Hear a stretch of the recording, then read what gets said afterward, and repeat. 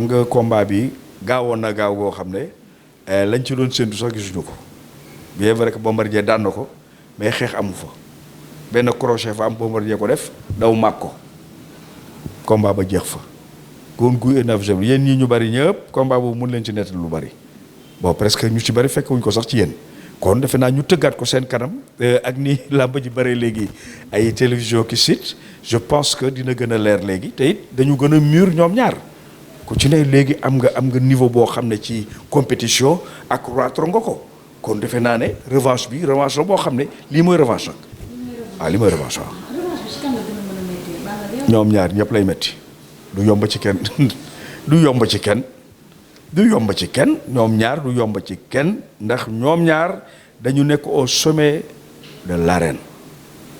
te it ku ci ne ci ñoom dégg nga roi des arènes te bul fàtte ne Bombardier 2002 Yékini moo jëloon roi des arènes ci moom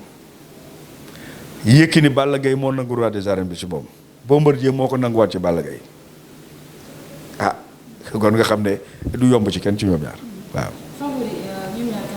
ah ba Bombardier moo daanoon favori des pronostics ngay wax foog ñu wax luy favori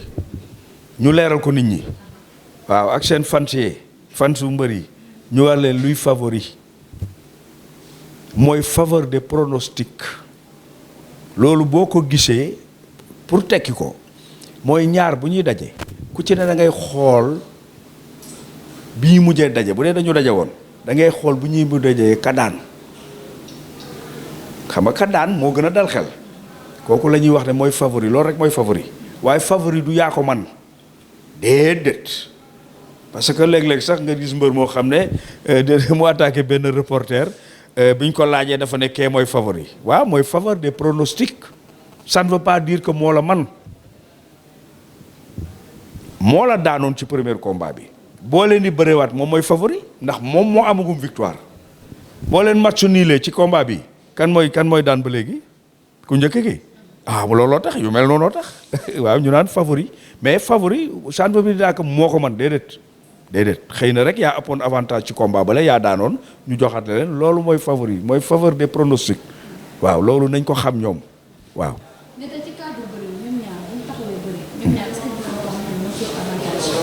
non c'est-à-dire ça dépend bee passé Bombardier mayul Balla Gaye développé da ko xeeñ bëre bi abrégé bëre bi est-ce que bii yoon dina ko man ngay wax est-ce que bii yoon Balla Gaye dina ko may est-ce que Balla Gaye du ko ci jiitu loolu ngay wax foofu la bëre ba ne parce que bii arbitre dafa siffler round d'observation 1 minute 2 kii daw dox ci kawam Balla Gaye statique amul rapidité da ko fa fekk te Balla Gaye combat bi boo xoolee combat bu njëkk bi amul rapidité d'exécution dafa diib ci combat bi xaw ma lan la xaw ma dañ ko cueillir à froid mbala peut-être astuce bi ko Bombardier indil la te Bombardier loolu daf ko mane moom la fi defoon cueillir à froid Tyson noonu la ko fi defoon ni mu defoon Tyson rek presque noonu la xaw a cueillir à froid Balla Gaye foofu may ko fu mu développé loolu rek la boo gisee Balla Gaye Bombardier moom mbër la moo xam ne toujours il est à l'assaut Balla Gaye aussi toujours il est à l'assaut mais bii yoon au drapeau la woon Bombardier may ko mu ñëw ci drapeau bi waa bii yoon nag est-ce que Balla Gaye stratégie boobu nag moom la war a étudier xool ndax dina mën a développer ci période boobu waaw. waaw. dañ ko mën a kii mais daal 45 ans yi moom ñu leen kii te bii di ñëw incha allah mën nañu wax ni su nekkul combat bu mujjee xam naa ne moom année bi mu ko génn ñaar yaa rek. waaw souhaitons que ñu yóbbu 45 ans yi ndax corpulence am ak fi mu toll ci compétition may na ko mais daal combat am ak Balla Gaye du yomb ci Balla Gaye du yomb ci Bombardier ndax ñoom ñaar ñoo yem jikko